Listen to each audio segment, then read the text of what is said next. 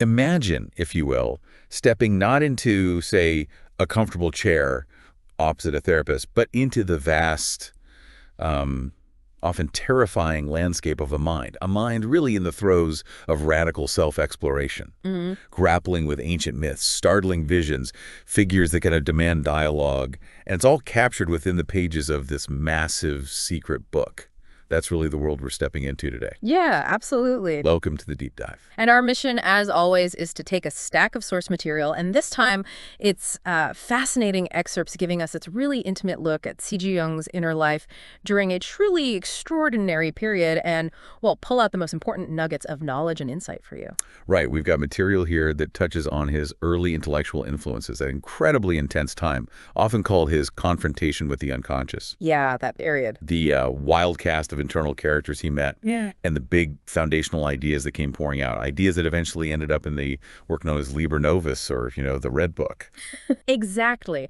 And our goal isn't just to sort of report what's in the book, but to unpack what was fundamentally happening for Jung during this really pivotal time, and why these experiences and the psychological concepts he pulled from them are still incredibly relevant today for understanding ourselves, the human psyche. So it's kind of like a shortcut. Okay. A shortcut to understanding a crucial and often, let's be honest, deeply misunderstood chapter in how modern psychology developed. That's a good way to put it, a shortcut, yeah. So let's jump right in then. We'll look at how Jung's intellectual roots kind of set the stage for all this. Mm-hmm. What this inner world he discovered was actually like, the intense conflicts he faced within himself, and some of the profound concepts like individuation and some, frankly, radical ideas about, well, the nature of the divine that came out of this deep dive into his own psyche. Okay, so to understand the genesis, the beginnings of this inner journey, we really have to look at where Jung was coming from, intellectually speaking. It didn't just spring out of nowhere, Yeah. It was deeply rooted in his background.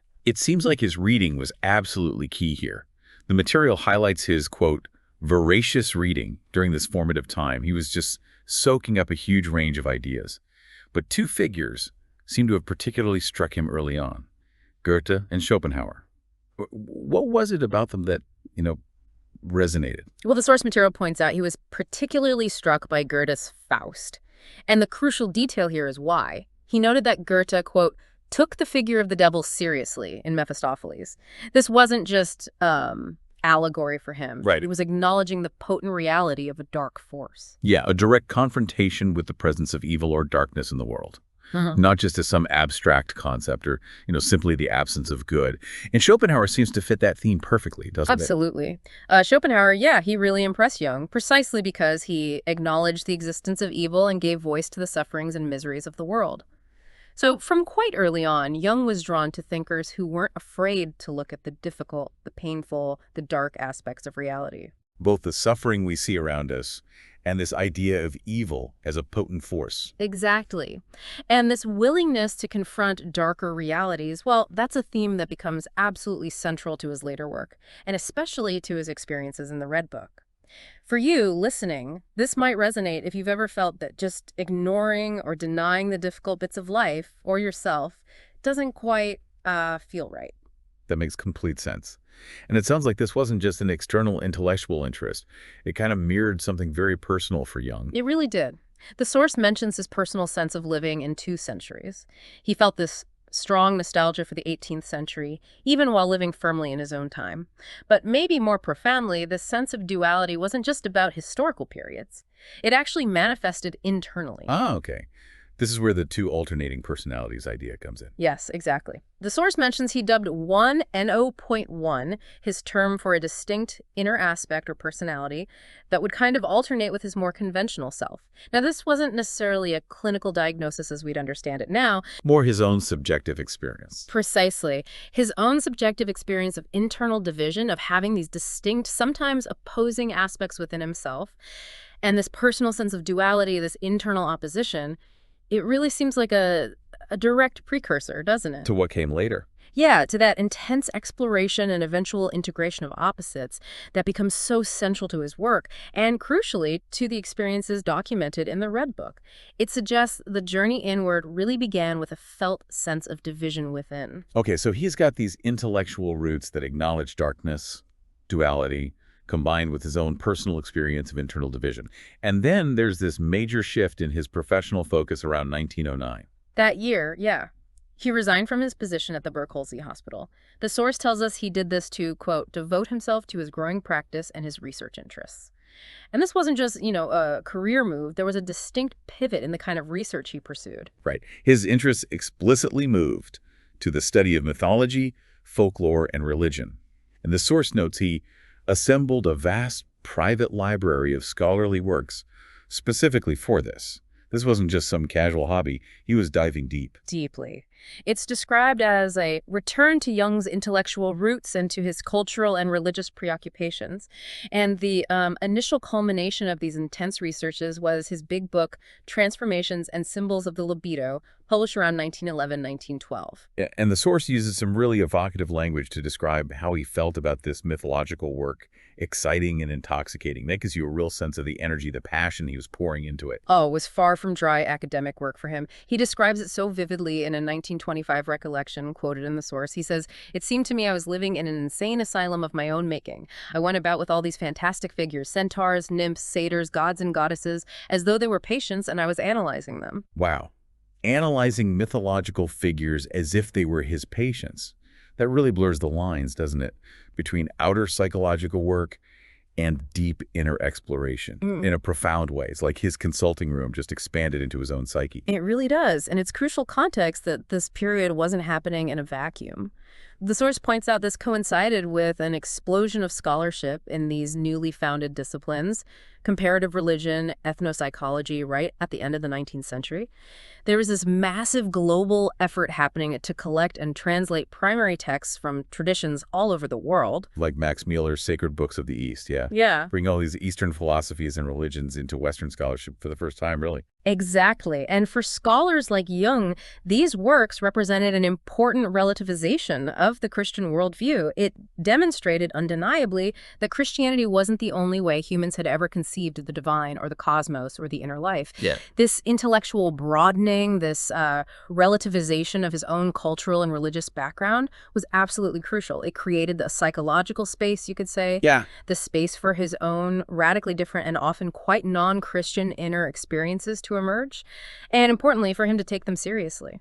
Okay, so all this background, the reading, the personal duality, the big pivot to mythology and comparative religion, it all builds up to the point where he actually begins the work that becomes the Red Book. Yes, exactly. The source describes him picking up an old brown notebook from 1902. Right, one he'd put aside.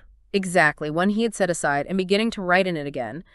But the method this time was totally different. It wasn't, academic notes. He started noting his inner states in metaphors. The source gives that example of being in a desert with an unbearably hot sun. That is consciousness. Precisely. He wasn't just journaling about external events or even just describing feelings in a straightforward way. He was finding symbolic language, imagery to represent his internal landscape. And he recalled later, in 1925, realizing he could write these reflections in a sequence, describing it as writing autobiographical material, but not as an autobiography. And that distinction feels really key. It's profoundly personal, it's his inner life laid bare, but it's not a conventional memoir, not about external facts and events.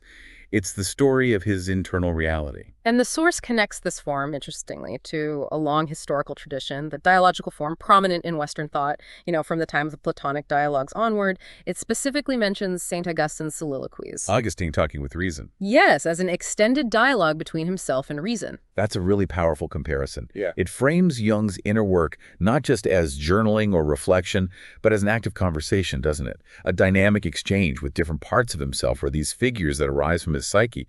This dialogical form seems absolutely central to the core experiences he describes in the Red Book. It's not just talking about his soul. No. It's talking to it. Talking to it. And that leads us directly into those core experiences, these incredible dialogues and the, revelations that emerged from them. What stands out right away in the material is Jung's direct engagement with what he comes to call his soul. Yes, the soul often appears personified, almost like an independent character, sometimes speaking to him directly, even indicated as S in the text itself. This isn't just introspection or thinking about a concept of the soul. It feels like a genuine conversation with a distinct inner presence, something he experiences as, other than his conscious ego. He describes a moment of profound weariness where he calls out, "I am weary, my soul, my wandering has lasted too long, my search for myself outside of myself." And through this process, he finds the soul, not out there in the external world, but, quote, "behind all of them events." He discovers her in images within men and then you yourself. He sees her climbing out of a dark shaft, announcing herself in dreams. So the soul wasn't something he intellectually constructed then. It was something he found, something that emerged from the depths, from the unconscious, even in the landscape of his dreams. And this inner voice, the soul, immediately carries this sense of urgency. A command, almost. It tells him, now is no time to sleep, but you should be awake and prepare important matters and nocturnal work, calling it a great and difficult work.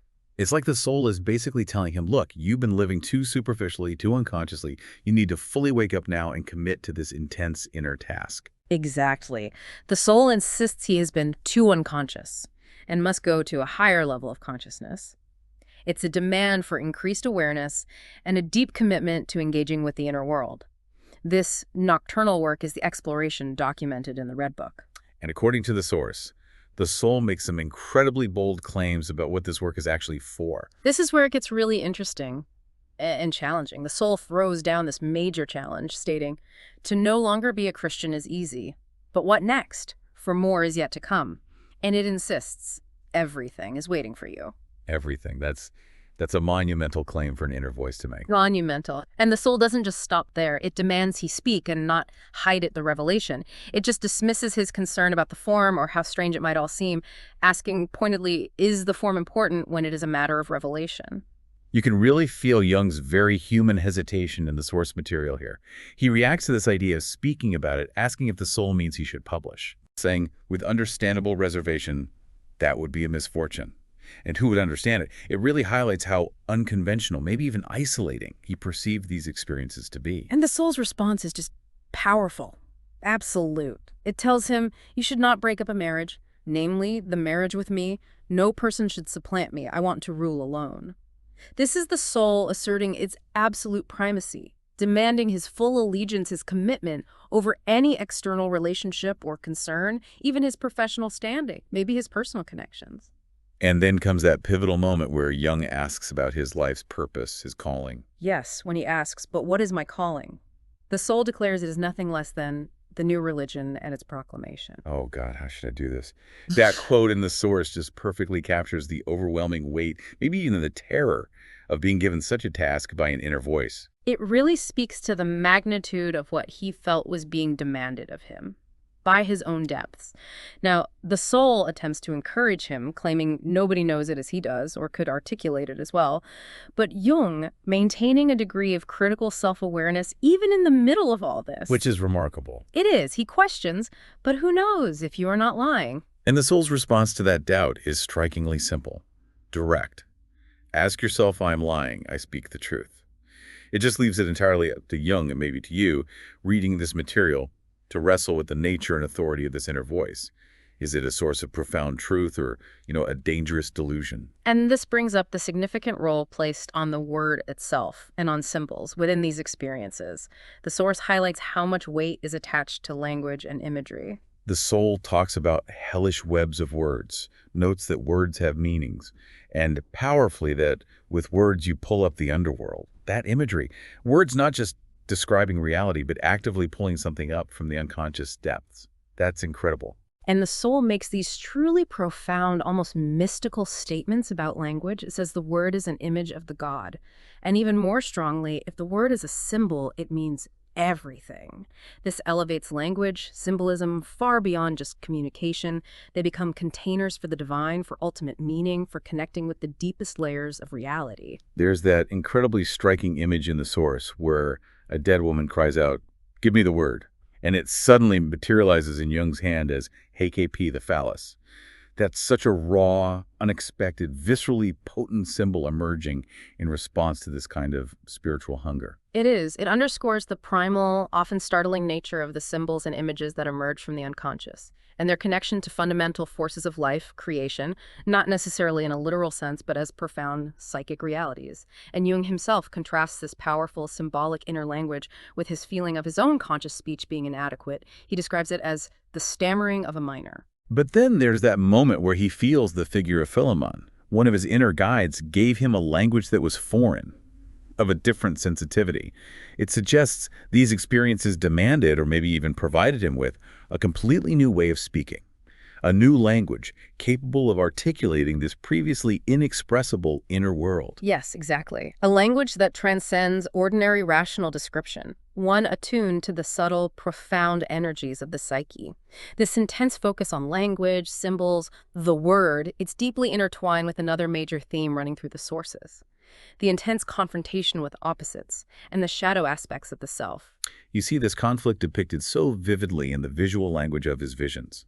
The source describes that vision of the two serpents on the ridge, separating day and night. It's a classic example, isn't it? Internal opposition depicted symbolically: a big black serpent on the dark side, a white serpent on the bright side. They thrust their heads towards each other, ready for battle. They wrestle intensely, right there on that boundary line between conscious and unconscious, light and dark. And the outcome is really significant. The front part of the black one turns white, and then both serpents curl up together in light and darkness. This isn't about one side winning, is it? It's an image of fierce struggle, yes, but also transformation and ultimately a complex integration of opposing forces. The darkness isn't annihilated, it's changed, partially illuminated, and then both sides, black and white, coexist, curled together.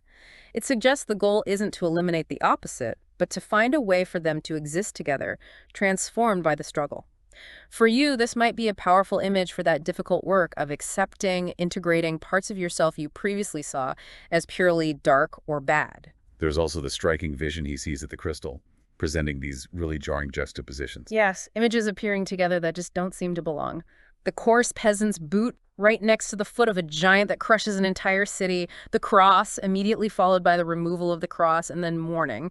It's a sequence of potent images that feel symbolic of disruption, maybe destruction, the dissolution of established beliefs or structures, very unsettling.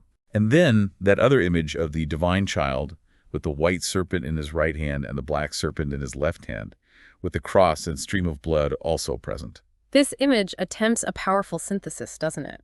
It pulls together Christian symbolism, the cross, the blood, the divine child, with the primal chthonic energy of the serpents. The child figure, often representing potential or a new beginning, appears capable of holding or integrating these powerful, seemingly contradictory opposing forces simultaneously. It suggests a state of being where the tension of opposites is not just present, but somehow held and contained. But perhaps the most dramatic and impactful example of confronting an internal opposite is that murder of the hero vision. Oh, this is a deeply significant and, violent internal event described in the source material. Jung finds himself with a youth in the mountains before dawn. Siegfried's horn sounds, and they know he is their mortal enemy approaching. In Siegfried, the hero figure arrives on a chariot made of bones, quite a chilling, almost deconstructed image of heroism that. It really is. They lurk in hiding, they ambush him, they kill him. And Jung's reaction to this act in the vision is crucial. He felt enormous pity for him, as though he himself had been shot.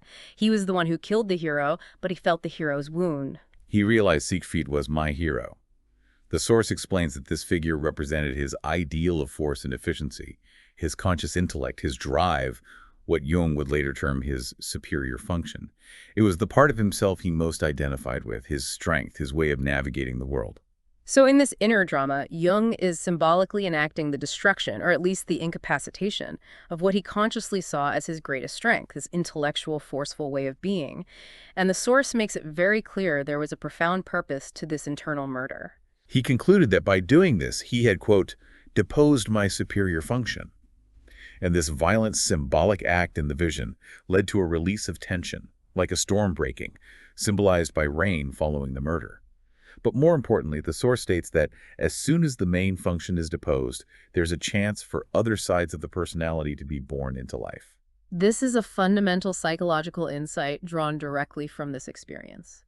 Consciously confronting, challenging, symbolically sacrificing an aspect of the ego that has become dominant or overly identified with, the hero, the superior function. Well, that creates necessary space. Space for neglected, underdeveloped, previously unconscious parts of the psyche, the other sides of the personality, to emerge into life, into consciousness. It's about making room for aspects of yourself you might not have known were there or might have actively suppressed. The source really underscores the sheer intensity, the perceived danger of this process, by mentioning that in moments of great difficulty with this riddle of inner conflict, Jung felt he would literally have to kill himself if he couldn't solve it. That really highlights that these weren't just abstract ideas for him. For Jung, this was a process that felt like a matter of psychological life and death, a profound crisis of identity, of meaning, that absolutely demanded resolution. And this intense internal struggle isn't just about visions. It manifests as direct conflict, even arguments with the soul, what the source actually terms a civil war. There's a powerful moment described where Jung expresses deep anger towards his soul, and the soul responds simply, starkly, that is civil war. Yeah, an internal battle between the conscious ego, Jung's anger, and this unconscious presence he experiences as the soul. And the soul doesn't back down. It directly challenges Jung's fundamental sense of self-authorship. The soul asks if he truly believes he is the one making his thoughts and words, asserting, "Are you not my serf, a recipient who lies at my door and picks up my alms?" Wow. It's the soul claiming that everything he devises or speaks, all his creative output, all his psychological insights comes from the soul. Ultimately belongs to it, not to his conscious ego. Which leads to Jung's logical retort that his very indignation, his anger at this idea, must also come from the soul, creating this incredible internal paradox, the soul seemingly being indignant against itself through Jung. This is the core of the civil war. It's an intense, confusing struggle for dominance, for identity within his own psyche. It illustrates how, in this process, the ego feels it's battling for its very existence against a powerful, previously unknown internal force. And part of this confrontation with opposites, and crucial to moving beyond the civil war, involves confronting and ultimately acknowledging the necessity of darkness, even evil, something he was drawn to earlier in thinkers like Goethe and Schopenhauer, as you mentioned. The source material is quite uncompromising about there. It states directly, everything that becomes too old becomes evil, even one's highest. So even something initially good, or a value we hold really high, can become rigid, stagnant, and actually turn into something negative or limiting if it's not renewed or challenged. It needs that impulse of the opposite to stay vital. And this connects to the idea that the god becomes sick if he oversteps the height of the zenith. This suggests that when consciousness, or a prevailing belief system, the spirit of this time, reaches an extreme and unbalanced peak, the unconscious, the spirit of the depths, asserts itself, often in a disruptive way, to compensate. Jung felt the spirit of the depths took him precisely when the spirit of this time had led him to the summit, indicating a necessary correction through descent into the unconscious. The source also draws a lesson from the suffering of the crucified God, that a god, the god of the old year, can be betrayed or crucified if it ceases being the way of life. If a divine principle or a way of understanding the world no longer serves life, it must fall. Perhaps secretly or unconsciously at first. This is a radical idea, isn't it? That even a divine form has a lifespan and must yield to make way for something new. Extremely radical. And this leads to one of the most critical insights presented in the source, a difficult truth for the ego. Your life needs the dark. Using that metaphor of Adam eating the apple, causing the tree of paradise to wither, the source implies that rejecting, denying, or not integrating the dark aspects of life or the self has detrimental consequences for life itself. It leads to decay, stagnation. But the source also highlights the profound difficulty that comes with the knowledge of good and evil. It's presented as a kind of trap. Yes, framed as an insurmountable curse. If you know the dark is evil, your conscience demands that you can no longer accept it and you suffer anguish. You can't embrace it because your goodwill rejects it, but you also can't simply deny it because you know it's there, you've experienced it. You're stuck in this agonizing bind, knowing something exists and is necessary, but feeling morally bound to reject it. And the source offers a potential, albeit difficult, solution to this curse, this bind. It proposes to unlearn all distinctions, save that concerning direction is part of your salvation. This is presented as a release from the unconditional power of the hitherto abiding moral point of view, that fixed judgment of good versus evil towards a middle position freed from the pair of opposites. So it's not about saying good and evil don't exist, maybe, but about moving beyond a rigid, moralistic framework of absolute fixed opposition. Perhaps understanding these forces more in terms of psychological energy or direction, as it says, rather than just immutable moral categories. Exactly. Although the source is clear, this doesn't immediately bring clarity or a comfortable, clear view. It's a shift in perspective, in orientation, not an instant fix. And this profound struggle with opposites, this necessity of integrating the dark, is deeply connected to the ultimate goal that begins to emerge from these experiences. individuation. Right, we come back to the soul's initial declaration that Jung's calling was the new religion and its proclamation. The source material frames the entire subsequent exploration, the Red Book work, as the unfolding of this calling, which, in psychological terms, is understood as individuation. It's described as a temporal account of higher development, a pivotal theoretical result of his self-experimentation, something that would occupy him for the rest of his life. It's the core process, the path of becoming whole, that emerged directly from the experiences documented during the Red Book period. And the source connects it directly to his later psychological concepts, referencing his discussions on adaptation. Yes, Jung talked about adaptation to outer conditions, fitting into the world versus adaptation to inner conditions, integrating the unconscious. And adaptation to the inner led to the demand for individuation, which was contrary to adaptation to others. That's a crucial point. Individuation isn't about fitting in or conforming to external expectations. It's about becoming uniquely who you are internally, following your own inner law, even if that means a break with conformity. Which, the source notes, often leads to tragic guilt because you're not meeting collective expectations. This guilt requires expiation, and it calls for a new collective function. The individual, by daring to be different, has to produce values that could serve as a substitute for his absence from society. So individuation isn't purely selfish. The integrated individual is expected to contribute something unique, valuable, back to the collective, born from their distinct inner development. But the source also mentions that individuation was seen as a demanding path for the few, not necessarily a universal experience for everyone. It was understood as requiring significant courage, definitely. Inner work, creative capacity to find one's own way and then contribute back after that break with conformity. It's not easy. And central to this whole process is finding the soul and eventually the self. The source offers a path to the soul, contrasting it with failure. He whose desire turns away from outer things reaches the place of the soul. Failure to do this, being constantly grasping outwards, leads to a horror of emptiness, fear, and a desperate desire for the hollow things of the world, becoming a fool who forgets the soul's way. So the soul isn't out there somewhere. It's found by turning inward, detaching from those purely external desires. And the source emphasizes that the soul is found only in yourself. The relationship with desire itself is key.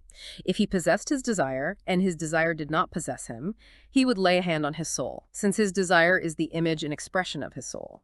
It's about having a conscious, active relationship with your deepest motivations, your longings, rather than being blindly driven by them. That conscious relationship is the key to connecting with the soul. How does the concept of the self emerge from this? How is that different? Well, initially, Jung thought of the self in a more limited way, maybe like the monad, which I am and which is my world, a contained individual unit, the core I. But then the mandala imagery became so significant for him. Yes, hugely significant. The source notes that mandalas represented this monad, the microcosmic nature of the soul, a kind of psychic blueprint. But later, Jung grasped the mandala not just as a picture, but as the goal of the process. He said, all the paths I took, all led back to the one point, that is, to the center. The mandala became the expression of all paths, symbolizing the journey towards the central unifying core of the psyche, the self, which encompasses all the opposites, all the directions. And the source mentions how Jung's personal experience with mandalas led to his later use of them with patients, and his historical studies confirming their spontaneous emergence across cultures, their universality as an archetype of wholeness. His self-experimentation directly became the basis for his broader psychological theories about the structure and dynamics of the psyche. It's quite remarkable. And speaking of profound concepts, the source material takes a really deep dive into the nature of God and the divine, often presenting ideas that are quite challenging to traditional religious views. For example, the soul asks Jung if she is God. Is God a child, a maiden? That immediately departs from conventional, often patriarchal images of God, doesn't it? It really does. It opens up the idea that the divine might manifest in forms beyond our established religious conceptions, perhaps as feminine, youthful, or in ways that challenge our fixed ideas completely. There's a contrast made between the old and young God as well. Yes. He who plays is a child, his God is old and dies. He who lives is awakened, his God is young and goes on. This suggests that staying stuck in old forms of belief or living superficially, he who plays, connects you to a dying, irrelevant divine image, whereas being truly awakened, engaged deeply with life, connects you to a living, evolving, dynamic divine presence, his God is young, Living with ambiguity, embracing change seems key here. And then there's that really startling idea the soul puts forth: you should all become Christs. Which the source notes Jung later connected to his concept of the Christification of the many through the indwelling of the Holy Ghost. It's the radical idea of the divine becoming incarnate, not just in one historical figure, but potentially in many individuals as the self is realized within. This idea connects back to the conception of the God that emerges from the murder of the hero vision, right? Exactly. By confronting and laming his dominant function, his ideal of force and efficiency, Siegfried, Jung created the psychological possibility for other previously suppressed parts of his personality to emerge. This inner act of challenging the old order is linked to the conception of a new divine image, a new principle emerging from within. The journey to this coming God is described as involving reconciling oneself to solitude in ourselves and to the God outside of us. Entering this deep solitude, this inner space, detached from external noise, demands. That's where the life of the God begins. The source says that in this solitude, the space around you is free, and that space is filled by God. And fascinatingly, relations to others then go through this space and God, not through mere personal selfishness or external connection. This solitude, where the individual encounters the divine within and around them, leads to the possibility of connecting to the God of others, who becomes the true neighbor. It's a path to connection through solitude and the divine. And the source describes the birth of this divine son in striking symbolic terms. Yeah. Very symbolic. Selfish desire ultimately desires itself. You find yourself in your desire. If you desire yourself, you produce the divine son in your embrace with yourself. Your desire is the father of the God. Yourself is the mother of the God, but the son is the new God, your master. It's a highly symbolic psychological depiction of the divine, or the self, emerging from within the individual, born from the intense conscious engagement with one's deepest desires and the embrace of the self as it is. But the consequence mentioned is that the outer world can become cold and empty, and this coming God moves into that emptiness. This could imply that this intense inner divine birth might initially feel isolating or detach you from the conventional outer world, which can feel devoid of meaning compared to the richness of the inner reality. The new divine fills the space left by the old world's meaning, perhaps. The source also introduces a fascinating and perhaps unsettling divine figure, Abraxas. Ah, Abraxas, yes. Described drawing on Gnostic symbolism, presented as a supreme deity, a time god encompassing all days, 365, embodying paradox, beginning and end, life and death, yea and nay all together. It's often represented as this monstrous composite figure like a fowl head, man's body, serpent tail, and the source states that Abraxas rules over the human world, and you must accept what he forces upon you since he is the master of the life of this world and none can escape him. And crucially, fearing Abraxas is advised. This is a far cry from a purely benevolent, loving God figure. Absolutely. Abraxas represents a divine force that utterly encompasses and transcends all opposites, including conventional good and evil. It's a terrifying, paradoxical, incomprehensible power that simply is, and demands recognition, acceptance of its absolute rule over this worldly reality. It's a challenging image of the divine that just doesn't fit neatly into moral categories. For you, listening, Abraxas might represent those aspects of reality or human experience that feel terrifying, contradictory, outside our control, but which must ultimately be faced and accepted as part of existence. And the source links the experience of God directly to sickness. Jung states, "The God makes us sick. I experience the God in sickness." A living God afflicts our reason like a sickness. Encountering this dynamic, living divine isn't necessarily comfortable or rational. It can be profoundly destabilizing, filling the soul with intoxication, reeling chaos. Jung questions, how many will the God break? This really challenges the common idea of the divine as purely healing or comforting. Here, the encounter with God is presented as potentially overwhelming, disrupting reason, even psychologically perilous. But despite this potential for disruption, or what might look like sickness or delusion from the outside, Jung describes an unshakable experience of God. Yes, he makes a powerful statement that he experiences God directly, even if it's improbable or impossible for rational understanding, even if it appeared in a meaningless abomination. He recognizes God by the unshakableness of the experience. He doesn't say he believes in God. He says he experiences God. It's like a sick person having a delusion, but for Jung, the source feels undeniably real and originates from the deepest levels of the psyche, a level he equates with God. This emphasis on direct, undeniable experience over belief is just fundamental to his understanding. And the source connects the individual process of individuation to a larger cosmic or metaphysical process, the progressive incarnation of the deity. Jung's view is quoted that the real history of the world seems to be the progressive incarnation of the deity. So individuation is framed as the personal metaphysical process, where the divine child, representing the potential for wholeness and the new divine image, will choose as his birthplace the empirical man. The individual human psyche, through the process of individuation, becomes a potential site for the ongoing, evolving manifestation of the divine in the world. But this emerging divine image isn't always a radiant child or conventional god. There's that shocking statement attributed to Elijah, one of Jung's inner figures, and affirmed by Jung's soul. The dear old god has died, and it is good that way. A complete break, isn't it, from the traditional benevolent patriarchal god, and instead of a god of love or comfort, something terrifying has arisen. A worm of fire crawled up, a magnificent, frightful entity that lets fire rain on the earth. This new divine image is depicted as terrifying, demanding suffering, demanding you coil yourself and sweat blood, burning for forgiveness. The traditional god is gone, replaced by a fiery worm with a flat skull. This is a radical, disturbing depiction of the divine, born from the struggle with evil and judgment. It suggests that the divine principle that emerges after the old god dies isn't necessarily comforting. It can be fearsome, punitive, demanding immense personal suffering and transformation through fire.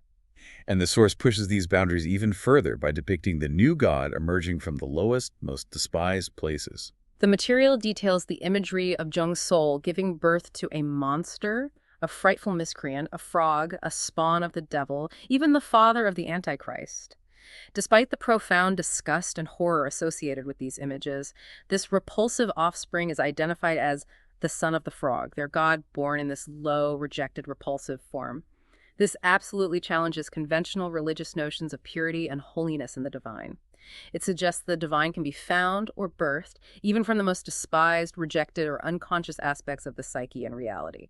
For you, this might challenge where you expect to find meaning or sacredness, suggesting it can emerge from the places you find most difficult or repellent. Okay, so we've covered some of the core experiences and the radical concepts that emerged, but the source also touches on the process of this inner work itself, including the role of creativity and even what is described as magic. Yes, and it wasn't just Jung undergoing this solitary process. The source notes there was parallel artistic and creative activity happening in his immediate circle, mentioning figures like Mater, Schmid, Moltzer. Exploring inner imagery through creative means was a shared phenomenon during this period. And the source includes a fascinating perspective from a colleague who suggested that Jung had become conscious of more of the steps of creation than ever anyone before, bringing the whole business matrix process and product into consciousness, which made it frightfully more difficult to handle. This frames Jung's inner work not just as discovering something pre-existing, but as a conscious participation in the creative process itself. Seeing the messy matrix, the process, and the final product, and bringing that whole difficult business into awareness made it incredibly challenging. And then there's this whole concept of magic that appears, particularly presented by the old man figure in the source. Magic, yeah. As defined here, based on the source, it accords with unreason, something that one cannot understand.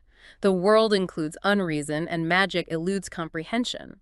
It's explicitly stated that magical understanding is what one calls non-comprehension. So this isn't about tricks or spells in the usual sense. It's about engaging with a fundamental aspect of reality that is beyond rational grasp or understanding. It's described as incomprehensible, something that works magically, that surrounds me, always involves me. It opens spaces that have no doors and leads out into the open where there is no exit. It's presented as something beyond conventional morality, good and evil and neither good nor evil, and it's inherently dangerous, something that confuses, allures, and provokes, and I am always its first victim. That sounds less like something you do and more like something you are caught up in. Exactly. It's framed as a way of living, which occurs when you think you're steering your life, but you realize a greater other is actually steering. It's described as lawless, without rules, happening by chance. The condition for engaging with it is total acceptance, even of things you find stupid or tasteless. Reason's role is limited. It's only needed for the magical translation of the not understood into the understandable. Reason arises when you attempt to express the meaning of an opening of chaos caused by magic. So reason isn't a tool to control or understand magic itself, but a tool to articulate, however imperfectly, what emerges from the incomprehensible encounter with it. And a powerful symbol connected to this realm of magic and the depths is the black rod. He receives it from the darkness. It's described as cold and heavy like iron, with pearl eyes of the serpent. It's presented as containing all the darkness of all former worlds, a hard, black piece of steel. It embodies time and fate, the essence of nature, hard and eternally inconsolable.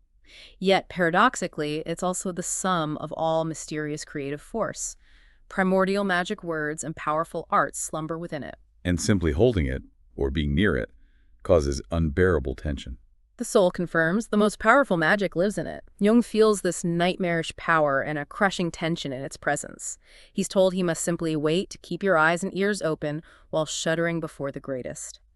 This symbol seems to embody the raw, dark, incomprehensible, yet profoundly creative power inherent in nature, the unconscious, the fabric of reality itself. A power that is both terrifying and awe-inspiring. For you, it might represent those experiences or forces in life that feel overwhelmingly powerful, dark, or fated, but which also hold a hidden potential for creation or transformation. The serpent imagery, which we saw earlier with the two serpents and the divine child, shows up repeatedly, doesn't it, in different contexts throughout the source material. Yes, it's a persistent, highly charged symbol. We see it in the vision of the two wrestling serpents and held by the divine child, representing the tension and integration of opposites. It's even involved in a battle with the powerful, blind, and immortal one, where the serpent doesn't attack head-on, but aims strategically at the heel to prepare the Great One for descent. The serpent finds its vulnerable spot, and a little poison, and the Great One falls. This shows the serpent as a symbol of a cunning, instinctual force capable of bringing down even seemingly invincible powers, initiating transformation or change by forcing a descent from a rigid or overly elevated state. And Jung personally acquires a serpent figure from Elijah, stating he fetched her from the underworld. Yes. Jung claims this serpent gave me hardness, wisdom, and magical power. The source notes that they need her in the upper world, in consciousness, because otherwise the underworld retains too much power. The serpent here is a source of potent, even dangerous, qualities, resilience, insight, connection to the magical, incomprehensible realm qualities needed to navigate both the inner and outer realities effectively. It's not something to be killed, but integrated. And the source links the serpent directly to the complex nature of love. Wherever there is love, the serpent-like abides also. The serpent isn't just about darkness, it's intertwined with love. The material notes Christ compared himself to a serpent, while the Antichrist is the old dragon, a form of serpent. It suggests that what is transcendent or beyond human in love has the nature of both the serpent and the bird, spirit. The serpent often enchants the bird. And man stands in between these two poles. Wanting to become something, like the bird or serpent, leads to a battle between them, making men behave like animals. Wanting simply to be is human. Becoming, transformation, requires going through hell, facing the serpent energy. This complex symbolism shows the serpent representing primal, instinctual, potentially dangerous, but also wise and transformative energies that are fundamentally intertwined with profound human experiences like love and the difficult process of transformation. It's the raw energy that must be integrated. And finally, the source notes that the disappearance of the serpent means the opposition of good and evil has become ineffective. This connects back to moving beyond the curse of knowing good and evil. The serpent, embodying the tension of opposites, is crucial for the struggle and transformation. But its disappearance signals a shift to a new state of consciousness where that specific, fixed moral opposition is no longer the primary frame. You've moved to that middle position where distinctions are unlearned, save for direction. The source material also delves into the realm of the dead and the beyond, as experienced by Jung. The dead appear to Jung, needing instruction, seeking meaning. They are described as needing sacrifice to live and wanting to live alongside the living, specifically to rule, having died lusting for power. They are presented as beings who need to be humored, like demanding, powerful entities, a child, an old man, an evil woman, a spirit, a devil. The shadow of the dead one appears, claiming the living frittered away life, suggesting a sense of wasted potential or unlived life from those who have passed. And this shadow entity lives you, belonging to your invisible following and community. The shadow of the dead one is described as formless and beyond grasp, emanating the coldness of the grave, a breath of emptiness. It's a stark, unsettling image of how unlived aspects or potentials, whether personal or ancestral, can haunt the living and drain their vitality. It suggests that parts of ourselves, or even the collective unconscious, can feel like an invisible community demanding something from us. And the beyond itself, the afterlife realm, is described by a boring guest figure, which seems odd. This is a striking contrast, isn't it? To the vivid, dramatic inner world Jung is experiencing. The beyond is portrayed as colorless, nothing but motion. Everything merely surges back and forth in a shadowy way, and crucially, nothing personal whatsoever. It's depicted as a dull, impersonal realm, devoid of individual meaning or life, perhaps reflecting a state where personal consciousness or desire has dissolved. One of the final and quite challenging ideas in the source material is the necessity of separating from the mother, or love, for the sake of life. Jung speaks against the mother who bore me, describing a painful separation from the barren womb, which could be interpreted symbolically as the soul, maybe a primal origin, or a state of being defined solely by love or security. He states he speaks no more for the sake of love, but for the sake of life. Life, in this context, stands above love. This feels quite counterintuitive to many traditional values that prioritize love above all else. It's explained with an analogy. Man needs his mother until life develops, then must separate to become his own person. Similarly, life needs love and the nurturing womb, soul, origin, until it develops, and then it must cut loose. The separation of life from love, from this primal state of being, is described as harder than separating from a human mother. Love seeks to have and hold, to preserve, contain, but life, in its nature, wants more. It demands growth, change, moving beyond containment. And this painful fundamental division is directly linked in the source to the birth of the new God. Yes, the source states that from the sundering, the painful division of love and life in twain, the frog and the son of the frog come forth. This paradoxical, despised, yet divine new image emerges precisely from this difficult, painful separation. It implies that profound psychological growth, the birth of a new consciousness or a new experience of the divine, requires difficult sacrifices, the willingness to move beyond states that were previously essential but have become limiting. The source also mentions what happens if this essential task of uniting the below, the instinctual chthonic, and the above, the spiritual celestial, is not successfully achieved or break down into three parts. Failure to integrate these fundamental poles leads to fragmentation of the psyche into three independent parts. The serpent, roaming nature, daimonically untethered instinct. The human soul, living forever within a contained, perhaps isolated inner life. And the celestial soul, with the gods appearing as a bird, a detached spiritual principle. This suggests that without integration, the psyche breaks down into disconnected aspects, each living in its own realm without conscious connection to the others. And there are related concepts mentioned, like the celestial mother beyond the eye, its counterpart the phallus, with the phallus's mother being earth and its goal the heavenly mother. These are further layers of symbolic structure from the source, describing the complex interplay of primal, earthly, masculine, feminine, and transcendent principles within the psyche, suggesting a dynamic relationship between these forces that needs to find its proper orientation. So as we wrap up this deep dive into Jung's extraordinary Red Book experiences, based on this source material, it's just clear what an intense and transformative journey it was for him. We've seen the raw intensity of his inner world, from the direct, demanding dialogue with his soul about a calling to a new religion, to the confrontation with powerful, often terrifying symbols like the serpent, and the symbolic murder of his own inner hero, representing that shift in his dominant way of being. And the radical ideas that emerged about the nature of God, the role of magic and unreason in reality, and the absolute necessity of embracing the dark, the despised parts of the self in reality. It's a full immersion into a psyche undergoing profound, even violent transformation. And while Jung's specific visions and figures are undeniably unique, dramatic, the underlying psychological themes really resonate with universal human experiences, don't they? His struggle with inner conflict, the search for meaning beyond conventional frameworks, the necessity of facing and integrating difficult or unsettling aspects of the self, the shadow, the despised parts, and the fundamental, challenging process of becoming who you truly are. The process he termed individuation. These are all aspects of the human journey we grapple with, in different ways. This deep dive, guided by the source material, offers a rare glimpse into how profound psychological concepts weren't just intellectual theories for Jung. They were forged in the crucible of intense personal engagement with the unconscious. It powerfully demonstrates the potential for symbols, for inner imagery, to be a source of genuine knowledge, transformation, the birth of new meaning. And it challenges us, I think, to consider our own relationship with what we perceive as the dark or the divine, not just as abstract ideas confined to religious dogma or philosophical debate, but as potentially living, dynamic forces within our own psyches and in the world around us.